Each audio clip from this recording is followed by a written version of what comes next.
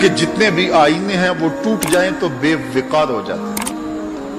ان کی توقیر نہیں ہوتی۔ 1,00,000 روپے کا فانوس آپ نے لٹکا دیا یہاں اور وہ گر گیا، ٹوٹا تو قیمت نہیں بچی،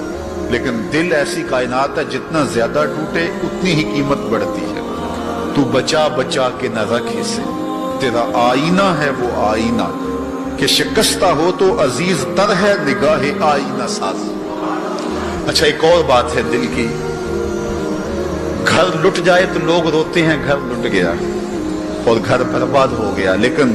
دل لٹے تو آباد ہوتا ہے۔ اقبال نے کتنے خوبصورت پیرائے میں یہ بات کی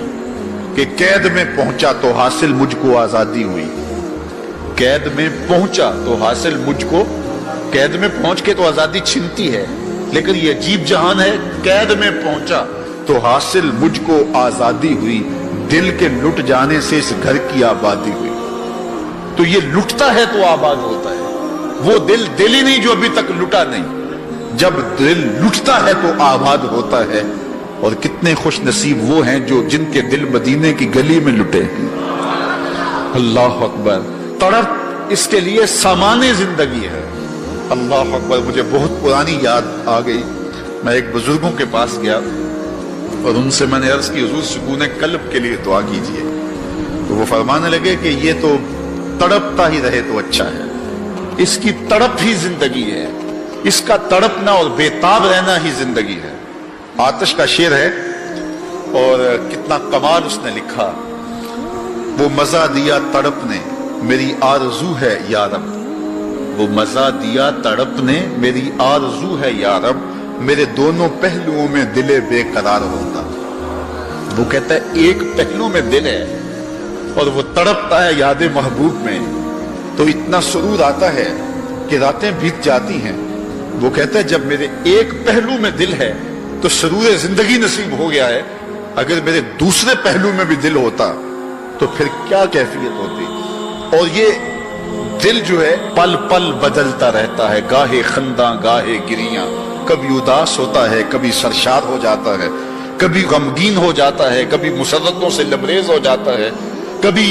یاس اور قنوط کی کیفیت میں چلا جاتا ہے، کبھی امید کی بہاریں آتی ہیں۔ تو یہ عجیب اس کی کیفیت، یہ بدلتا رہتا ہے، تغیر پذیر ہوتا رہتا ہے، اور قلب بھی اس کو اس لیے کہتے ہیں کہ اس میں تقلیب ہوتی ہے، یہ بار بار بدلتا ہے، لمحہ لمحہ اس کی حالت تبدیل ہوتی ہے۔ تو یہ رب نے ایک عجیب کائنات بنائی ہے، عجیب رنگ بنایا ہے، اور یہ دل حضرت انسان کو دے کر کے اس نے اپنی محبتوں کا مرکز بنایا ہے۔ رب نہیں چاہتا کہ اس میں کوئی اور بھی بسے،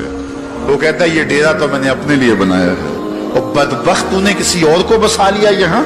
تو نے خواہشات نفس کو یہاں بٹھا لیا، تو نے شیطان کو جگہ دے دی، اس تخت پہ تو میں نے بیٹھنا تھا، یہ تو میرے لیے ہے، یہ تو میری محبتوں کی آماج گاہ ہے، یہ تو میرے جلووں کا مرکز ہے، تو میں نے یہاں نزول اپنی رحمتوں کا کرنا تھا، تو نے کس غیر کو بٹھا لیا۔ یار حجلہ عروسی کے اندر اگر کوئی غیر ہو